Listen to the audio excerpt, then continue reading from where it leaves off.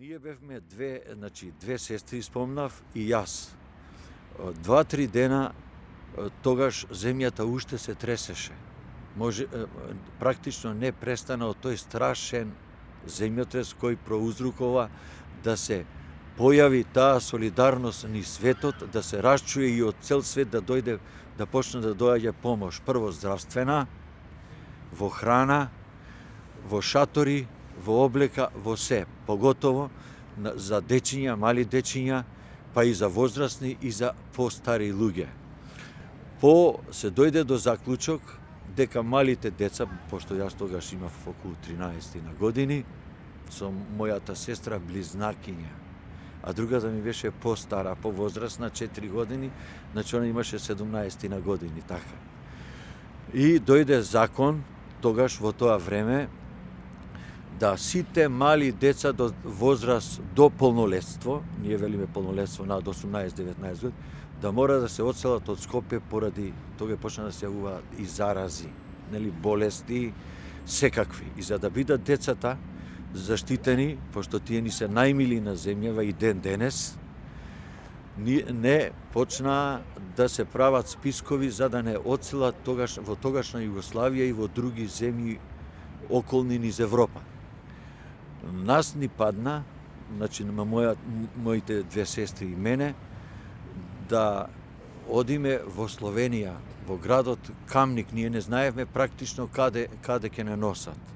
Се сеќавам тогаш од таа стара железничка станица уште што стои часовникот 5:17, во тој момент беше и земјотресот, не качија на воз. Тогаш јас првпат можеби се ова го кажувам, погледав кога не испраќаа нас децата, што ние имавме со кратки пантони, пошто тога беше јули, топло беше, Скопје беше топло, со некои маички, кошулчиња, со сандалчиња, дечиња, качени ние од цело Скопје, не качија во возот и тога на мајка ми го видов и солзите ги, никогаш нема да ги заборавам. Но еве ја и сега ми се стега срцето и грлото. Мајка ми тога и се двоевме, децата се двоева скоро, не само ние, сите од своите мајки, од своите домови. Земјотресите ги оставивме тука, стравовите ги оставивме тука, зашто секој минута имаше земјотреси.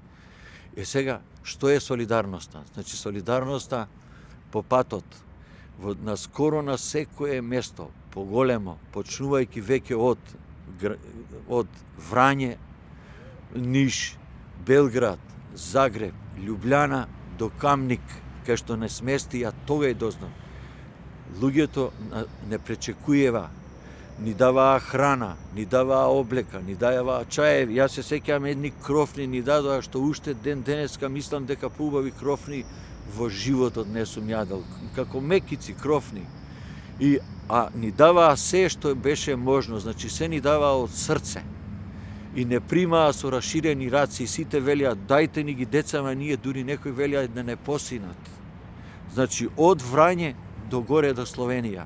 Значи низ Србија, низ Хрватска, низ до горе. И кога стигнавме во Словенија, не сместија во еден дом се викаше Мекиња, никогаш нема да го заборавам. Градот Камник никогаш нема да го заборавам, зашто го рачунам како свој втор роден град.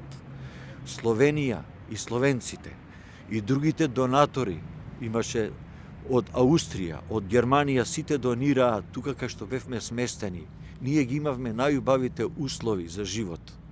Можевме секаде да влеземе, секаде да шетаме без пари, да јадеме, да ручаме, да се бањаме на базенти. Имаше базенти што ретко тука ние ги гледавме во тоа време. Мојата сестра и јас, близнакињата, на едно место, а постарата сестра во Љубљана, пошто она мораше на друго место по возрастните. Знаете, многу тешко ни беше тогаш. Ние дечиња уште практично изгубени и психички, да не физички, даде Господ, бевме здрави, значи немавме некакви последици, едва и се спасивме од земјотресот. Не спаси една маса, 100 астал, со татко ми, што падна повисоката куќа врз нашата куќа. И таа до пред некоја година ја чував таа маса од аманет од татко ми. Татко ми вика, оваа маса, синко, да знаеш дека не спаси, да од животот ни го спаси.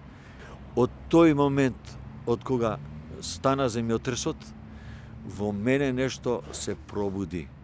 Да помагам на луѓето, да помагам на дечињата, дури да помагам на животните. Зашто велат? Човек што сака животни, сака и луѓе. И ми останало тоа во живот, значи да помагам на сите. Јас работата ми беше таква да видов многу и убаво и лошо. Каде ќе видев ни светот, пошто сум идел ни посиромашки земји. Верувајте ми, јас на дечиња мали, поготово ми бија слабост, им помагав, им давав и долари, и пари, зависи во која земја сум бил. И таму солидарноста, значи, како производ, јас велам, на љубовта на човек кон човека, треба да биде на врвот.